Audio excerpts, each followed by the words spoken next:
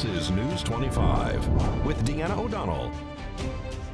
News 25, local news you can count on. News is brought to you by J.K. Nelson Law. Call 727-9900 today for your free consultation. If you need a lawyer, you need Nelson.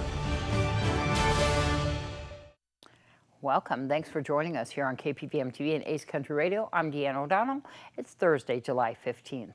Well, the Nevada Department of Corrections reports that on Wednesday, July 14th, a community trustee walked away from Casa Grande Transitional Housing in Las Vegas. 43-year-old inmate Freddie Wright left the facility around 2 p.m. for work, but did not report to his approved job site. Escapee procedures were initiated around 3:30 p.m. Wright arrived at the Nevada Department of Corrections on January 30th of 2018 from Clark County. He's serving a sentence of 48 to 120 months for driving under the influence. Wright is described as 5 feet 11 inches tall and weighs 160 pounds. He's black with brown eyes and black hair. He has tattoos on both arms, back, and chest, including Kimberly on his right hand and Wifey Wright on his left. He's also known as Jabari, Hassel, Miniker, and Barr. He's affiliated with the Crips gang. A retake warrant has been issued. Anyone with information as to the whereabouts of Freddie Wright should call 911 immediately. Well, the Nye County Sheriff's Office says a wanted fugitive has been arrested after she failed to appear in court in December for narcotics-related charges. 40-year-old Verona Worthington is back in police custody. Worthington was located, arrested, and booked into the Nye County Detention Center, where she'll likely face additional charges. Worthington was arrested in 2019 after an investigation found the former Pahrump Valley High School employee had been selling methamphetamine to a 16-year-old student and another juvenile. Worthington had also been arrested for the sale and use of methamphetamine in 2013 while working as a health aide in the school district.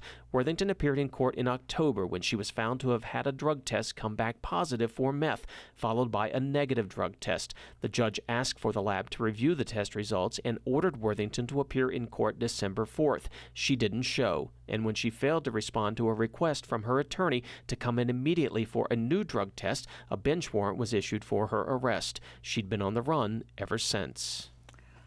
Thanks to Brad Francis for that report. Well, the next new driver's license or ID card you get from the Nevada DMV will have a new look and updated security features. A rollout of the new Nevada driver's license began this week and will continue through July and August. The new design will be phased out in each of the 18 DMV offices across the state as the camera equipment at each location is upgraded. The new license was designed by a committee of DMV experts working closely with the Nevada Highway Patrol, the Las Vegas Metropolitan Police Department, and other law enforcement agencies, and the DMV's card protection partner, Ademia.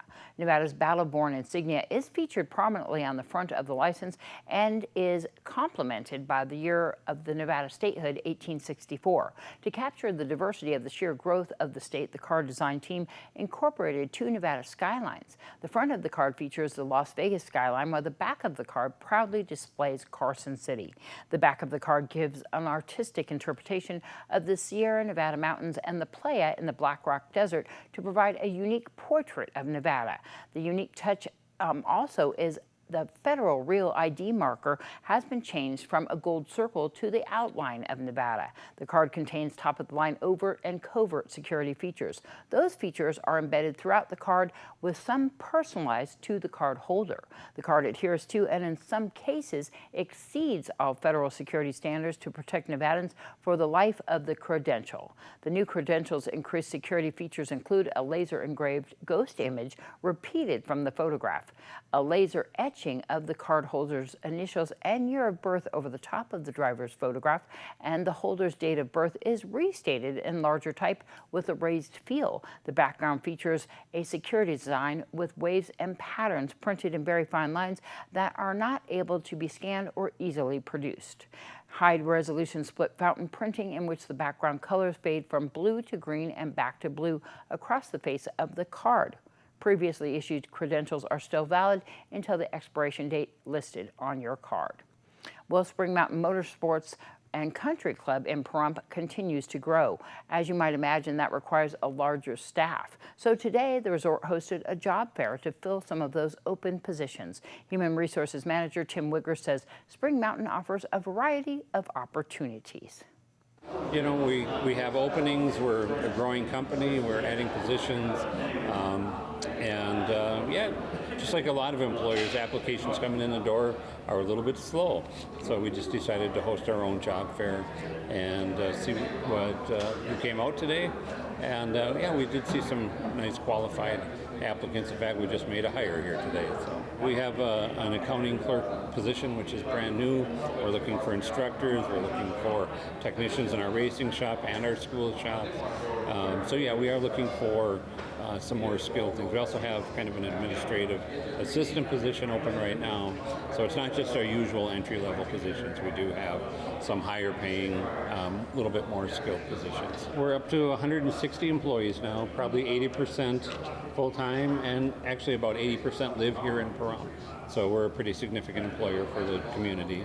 But yeah, I mean, we have an accounting opening. We're looking for mechanics in all of our shops. We're looking for a new sales associate, so the people that actually sell seats in schools. Yeah. So they're communicating with Corvette owners, Cadillac owners. So yeah, I guess we're adding one or two here and there, but that turns into a dozen openings. We're going to be building an additional clubhouse, probably moving our racing shop up there. So yeah, there's more buildings coming. You know, Spring Mountain with the additional land is going through kind of a growth spurt now, and then we need to ramp up the staff to accommodate what's coming so that when it's done and when it's ready, we are fully ready. We take applications all the time, and they're available to either pick them up or drop them off in our Welcome Center, which is open 7 days a week right down front next to the security gate. We do not have our application on the website. We will soon, but there's always more information on Spring Mountain at racespringmountain.com. And they can also come up to the Welcome Center if they want. Absolutely, absolutely. Weather forecast. We'll be back with more news right after this. You're watching News 25, the most recognized and farthest reaching local news in Nye County. News 25, local news you can count on. Welcome back. Well, earlier this morning, the Nevada Equal Rights Commission concluded 2 days of training for the Las Vegas and Reno chapters of the NAACP, providing additional insights into trauma-informed investigation. One part of the Nevada Equal Rights Commission's goal is preventing discrimination in the state, and education is an integral component of that mission. Training is free and can be tailored to highlight specific areas needed by employers or community organizations. They also boast top-trained experts in equal employment opportunity training within the state. For more information, you can visit the website for the Nevada Equal Rights Commission. According to the Nevada Department of Employment, Training and Rehabilitation's June 2021 economic report, Nevada added back 15,400 jobs over the month as the state continues to recover. The number of jobs remain below typical levels, but are up 138,700 since June of 2020, an annual increase of 11.6%. The large increase of employment over the year reflects the significant effects the pandemic had on employment last year. The total employment level in the state is 1,336,000. The state's unemployment rate in June was 7.8%, unchanged from last month's, and down 7.6 percentage points when compared to June of 2020. Well, we all have heard about an air quality alert, especially mentioned during a weather forecast. But what does that mean, and how might that impact your health? Cleveland Clinic's Dr. Sumita Khatri says even people who generally are healthy may want to avoid being outdoors when air quality is poor, but certain groups should take extra care. There are other people who are particularly more sensitive, and these are people with chronic lung and heart problems, and elderly adults and children are also more susceptible. An air quality alert is issued when air pollution is high, so we can adjust our activities and avoid certain things, like being outdoors during the hottest part of the day. When heat and sunlight mix with exhaust from vehicles and industry, ozone levels rise. Ozone is one of 5 pollutants considered when calculating air quality. High ozone can aggravate asthma, leading to coughing, wheezing, or chest tightness. Dr. Khatri says allergy sufferers are impacted by ozone as well. For people who are exposed to ozone, there's a bit of a lag effect. So you may not realize in the moment that you're in a high ozone time period, but then the next day or the following day, you can have actually heightened effects to allergies. The ozone primes you to being more allergic if you're already allergic. Dr. Khatri recommends people with asthma pay special attention to air quality and always carry their inhaler when an alert is issued. She also advises avoiding exercise in high traffic areas and during midday heat when air pollution is high. Melissa Plant from Spring Mountain Medical with this week's Medical Minute. This Medical Minute is brought to you by Spring Mountain Medical, healthcare the way you've always imagined it. Hello, my name is Dr. Melissa Plant. I'm a chiropractor at Spring Mountain Medical. Shoulder pain and injuries become much more common as we age. Often, new pain seems to come out of nowhere. Suddenly, it becomes much more difficult to use your arm. You can no longer brush your hair, latch your bra, or reach for something on a high shelf. Many times, this is due to one or more muscles of the rotator cuff. Sometimes it is the joint capsule or arthritis that is the root of the problem. And occasionally, it is a result of a rib that is out of alignment. Whichever the culprit, chiropractic care can improve range of motion and decrease pain. Self-stretching and shoulder exercises are also necessary for a full recovery. If you're experiencing any of these symptoms, please contact us at 775-727-8900. More news right after this. You're watching News 25, brought to you by Mountain West Lawyer, Injury Attorneys, 727-9500. News 25, local news you can count on. Welcome back. Well, we are going to join Josh Osborne right now with great computer deals to find out the reasons for and against buying a desktop. Hi, it's Josh with Pahrump Zone Great Computer Deals. Let's get right into it. It's time for another quick tutorial. What do I buy? A desktop, laptop, or a tablet? Here are the top reasons for and against buying a desktop. Desktops give you the best power for your money. When it comes to dollars and cents, you'll get the greatest bang for your buck with a desktop. Desktops are the easiest and cheapest to upgrade. With the extra space found in desktops, there's plenty of space and lots of possibilities for future upgrades. But desktops can be very large, loud, and not very portable. If you need a good stationary computer for your home or office, the desktop is a great way to go. Remember, it's about your needs. If a desktop works for you, that's the right answer. Why trust a technician when you can trust a friend? Great Computer Deals is located at 1190 East Highway 372. Call us at 775-990-8833.